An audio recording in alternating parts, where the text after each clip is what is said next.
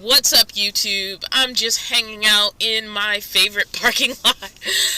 Once again, last night I drove back from Salinas, where I actually got my belt and my water pump done, and I got it done for less money than quoted by the shop, thanks to one of you. That's right, one of my viewers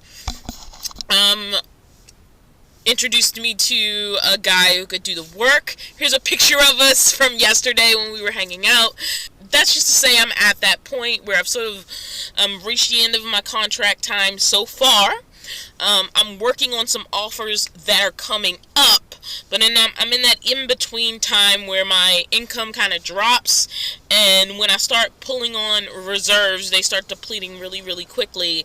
And of course, it's the first of the month, so a lot of things are starting to come due or coming due within either the end of December or the beginning of January is when a lot of bills are coming due. So I'm right at the point where a lot of money is being pulled out for bills, on top of me needing car repairs. The bad news, before I get into a bunch of thank yous, I have so many thank yous, but let's get the bad news out of the way so that the positive news is what ends this video. The bad news is there's also a leak in my radiator, and he showed it to me, which pissed me off. Because when I was at the shop, the reason why I paid for an inspection, because if there's anything going on with my van, I like to know about it ahead of time so I can plan for the situation. And I basically took everything I had to pay him and kind of keep my necessary bills from getting out of hand. And now there's also this radiator thing. Now he's going to help me out with getting that fixed as well. Probably for a little bit over cost, you know, him getting the part and all of that. But it's just frustrating that I paid for an inspection and they didn't catch something that this guy caught within 2 seconds of opening my hood and pointing it out to me. So that makes me frustrated. And so I need a radiator replacement. And so I'm going to take care of that, but as long as it's a really small, like, leak, and is basically, when he looked in a certain direction, he saw that there was some antifreeze splatter, and he literally pointed out to me, and that's what I like about, you know, going to a guy who, like, will show you what's wrong, because shops don't do that. Like, they sort of take your car away and then they come back with information, and yeah, they sort of take it in the back room, as it were, and depend on your lack of knowledge, and there's only so much you can see through that glass. So the amount of trust I had before is sort of depleted. And also, I think a lot of shops are really judgmental about older cars. Like, literally, one of the shops I called when I was trying to do some comparison pricing told me I needed to just get a new vehicle because of its age and mileage. So yeah, that's how that went. So let's get to the positive stuff, because there's a lot of positive stuff. I am so behind in thanking people so much, but I got a really cool thing in the mail. Remember how I got bad stuff in the mail last time? Well, I got good stuff in the mail this time.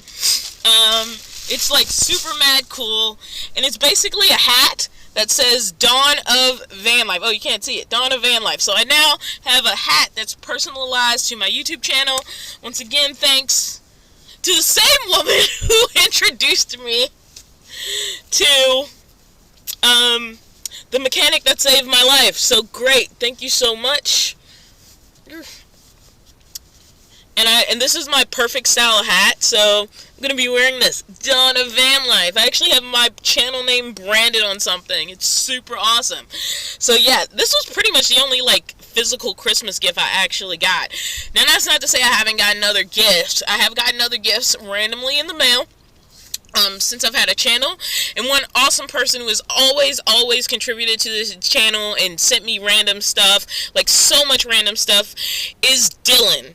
Dylan, thank you so much for everything. I still have that restaurant gift card that you sent me, but I've been kind of waiting for my friend to be available, as I told you. She's out of town right now, And I really just want to go with her. Like, I can't afford to usually take her out, so with something like this, it's really nice to be saying, hey, I can like really gift you this time. I mean, there's been like twice I had a little bit extra money, and I really wanted to just do something with a friend, and so I ended up doing something with her. But normally, like, she's the one, with more loose cash if we're hanging out. And I like to try to do things like that don't cost money so that things stay fair, but also, like, people want to do things for other people, but you don't want to feel like you're always sort of the leech in the situation, so that can get complicated. I'm getting into way too much drama at this point. But yeah, thank you, Dylan. I still have the restaurant gift card. I'm just waiting for the person I want to accompany me to be available to accompany me. There is something else. Let me go through. I got a lot of junk mail when I checked my mailbox, but I got something else that was super, super awesome, and that was from Hayden. So, Hayden, thank you so much. I thank you so much. It was just great. I opened this letter right here. It says, Dawn, I love your videos and think you're awesome. And he sent me $40 in the mail. Now, I know this is only a 20. That's because I put the other 20 in the tank. But this was amazing to open an envelope and then just have cash. And it was well timed. I got the envelope, I think, about a week ago or something like that. And I needed gas money that day. And it was really nice to, like, open an envelope and just find some gas money. It meant a lot to me.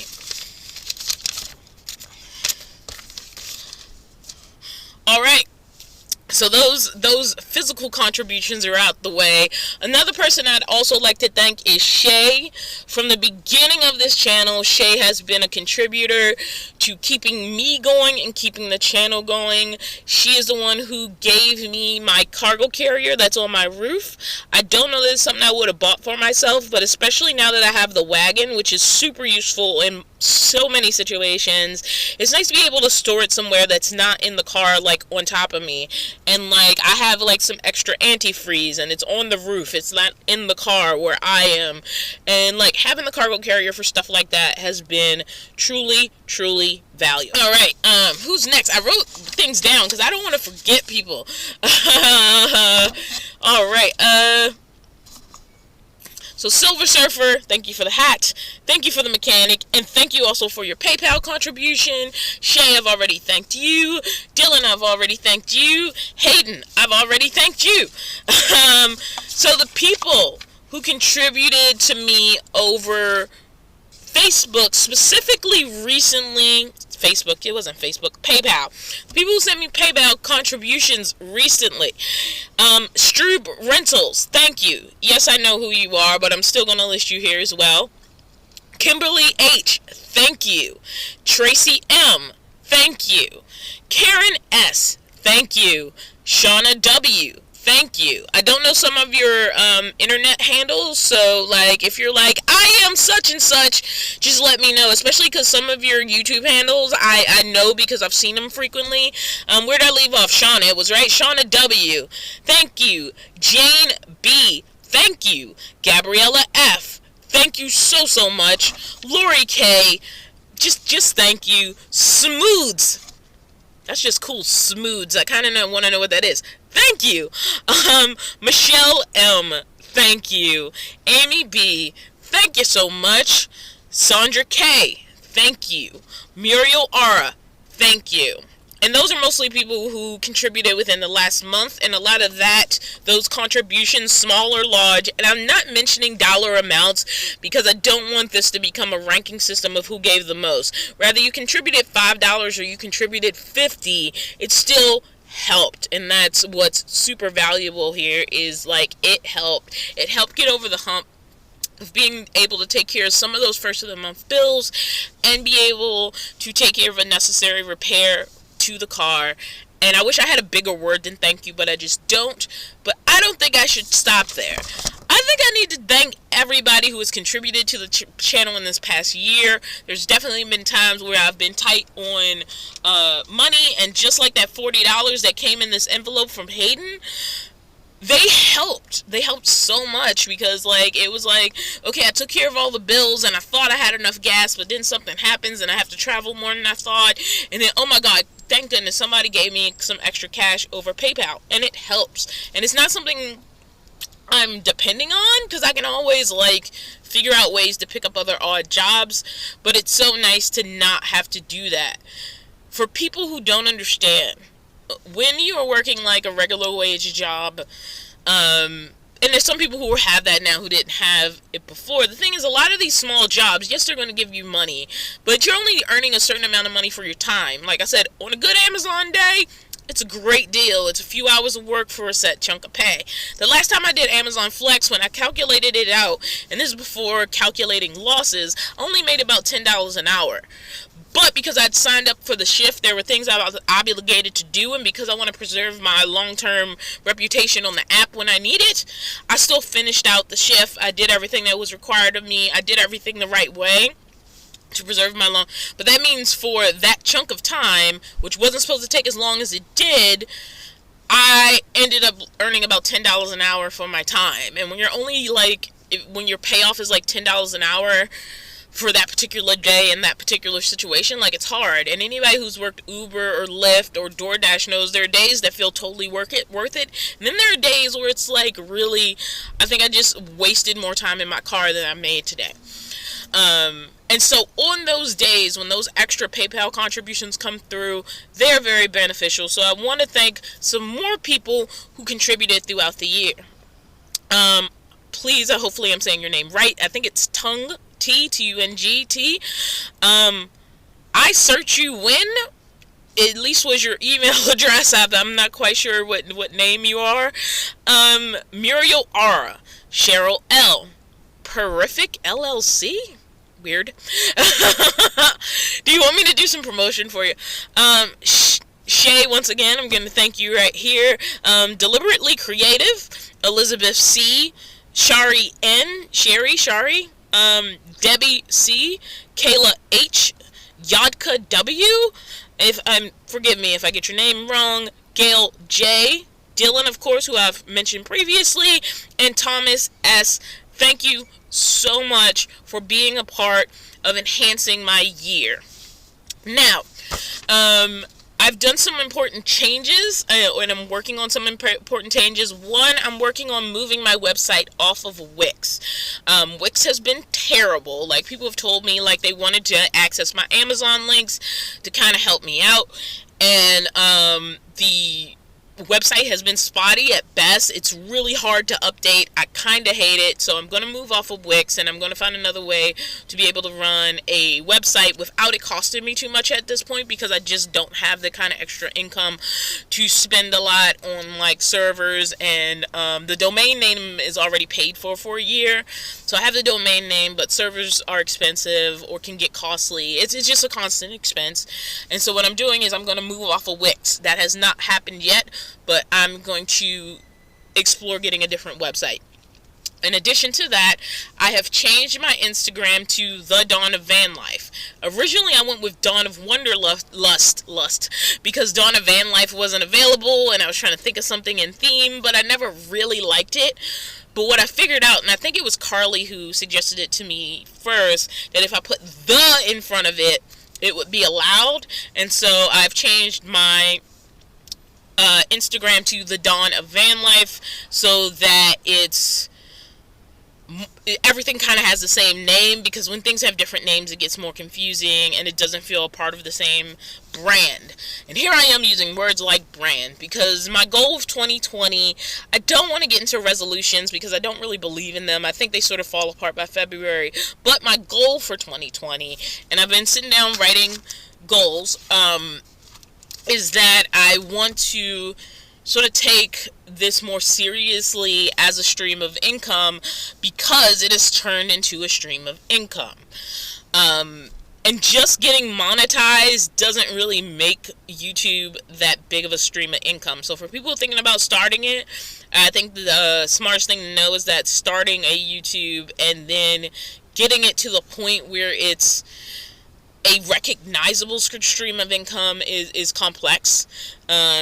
ad revenue. Like when I first got monetized, like I didn't even get a check the first month because you have to get up to a certain amount before they issue your first check. And so like it's not really that dependable of a thing. And I never planned on making it my primary source of income anyway. It was already always a bonus. But I do enjoy it. And it definitely fuels my creative energies more than other stuff I do. More than Uber Eats, obviously. More than Amazon Prime. More than those things. And also, there's a lot of people who want to be able to converse with me more. But I'm having a really hard time keeping up with emails and website responses and all the ways that people want to contact me. Even the comments at this point. It's sometimes hard to get to everyone. And it is for those reasons, to make access a little bit easier, to give myself more time to be able to connect with you guys, to have a closer relationship, that I've also decided to start a Patreon. And what it's going to do is give me a centralized place, besides, yes, adding a stream of income to this whole thing, is it gives me a centralized place to really like interact with people. And that's why like there's $1 buy-in, it's $1 a month buy-in to be able to interact, because I honestly know if it's on any other platform, it's just going to become overwhelming. And if I know there's a centralized place where I can connect with people, where I can build a family and community around sort of the goals I want to reach with the Dawn of Vanlife, that would be Patreon. So what are my goals? Well, when I was talking with Silver Surfer yesterday, one of the big things we talked about is the fact that I'm a city van dweller. There is not a lot of channels that focus on that. Chrome used to a lot more, but now he travels a lot more. I feel like he goes back to the city, and he's definitely a betweener now. More so than somebody who has like a job in a city and is trying to make their life in a cityscape and not out on the road. Like, my life is more about, I cheapened my life enough to pursue a dream. And that's what was important to me, to have a lifestyle I could maintain while I was trying to get this contract-to-contract work to build my resume, which honestly I have successfully done. I have not as successfully attacked my debt as I have attacked my career. I have done an excellent job attacking my career.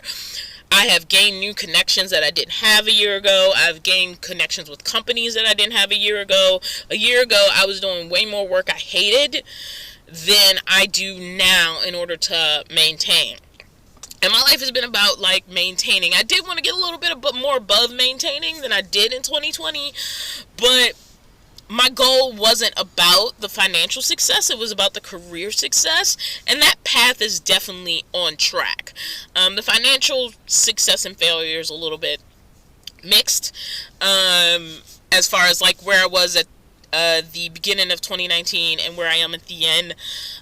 There's definitely huge differences and improvements, but it's more about what I'm maintaining now versus what I was maintaining then, and less about gaining goals in my debt. And that's for a lot of complicated reasons. That would be a whole nother video.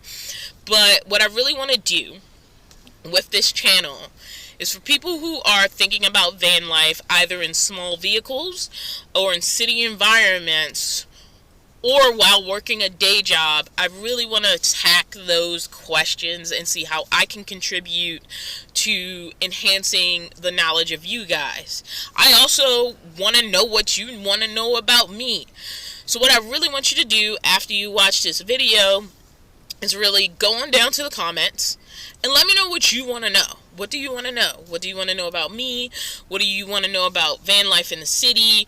What do you think after a year of me living this lifestyle I can contribute to you? I would love to have you join my Patreon, but just like my PayPal links is just something that's there for the people who want to contribute. I am never going to try to deny information to the group at large. But, like, my personal communications are going to stay a little bit more disjointed outside of the Patreon situation. And that's because, just like you guys, if you can only have so many things coming at you in so many directions. Maybe I'm not millennial enough. I'm Gen X, right? I don't know. I am going to try to do more with my Instagram. I kind of almost abandoned the platform after setting it up, but that's because I felt obligated to do like travel photos that were like in line with what other, van life channels were doing, and I think I'm ready to disconnect from that because my van life has been about being a city van lifer. It's not about look at these beautiful landscapes. But if I see those beautiful landscapes, if I have access to one on a day off, I definitely think it's something worth photographing. But there's so much stuff I don't share on Instagram because I'm like, van life people aren't going to care about this. But I could be wrong. So, once again, thank you to everybody. I love my hat. I love everything that has been sent to me over this past year, all the contributions to the channel, to helping me just make it another day. I'm completely grateful for, and I really do appreciate everyone who takes some time to watch my videos, reply to my videos, and talk to me. I need to set up time for another live stream. I cannot schedule those. Like, I could try to make a schedule. I would never be able. My life changes on a dime too much, so trying to be loyal to a live stream schedule is hard. If I can pre-warn that I might do it on a certain day, I'll try to, but they'll never be like on Sundays at 8, there will always be a live stream. Like, that's never going to happen, and I'm not going to pretend it's ever going to happen. I've always done live streams very randomly, and right now it's a software issue. Like, it's like I can either do it on my phone or find something that works with my Windows 10 device, and I haven't been successful except with StreamYard, and I'm still on the fence about that one. It kind of worked successfully, but I think I was on a trial and that ran out. Anyway, I haven't worked out the best way to handle sort of the streaming thing, so I'm working on that. And I'm also, I started the Patreon. If you go to the Patreon, you'll see what's going on there. You can decide if you want to join. I'd love to have you there. Start having some more deep conversations and connections with people.